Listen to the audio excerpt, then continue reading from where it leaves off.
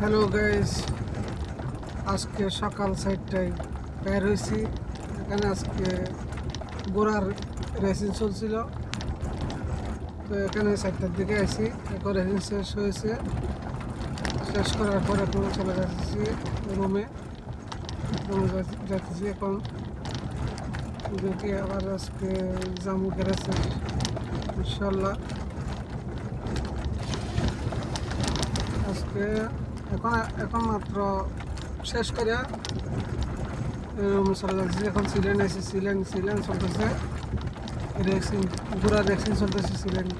এখন চলে যাচ্ছি রুমে।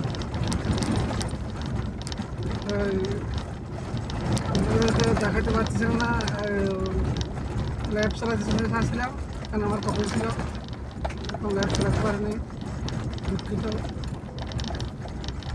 ইনশাল্লাহ নেক্সট টাইম দেখি কী করতে পারি। ওকে।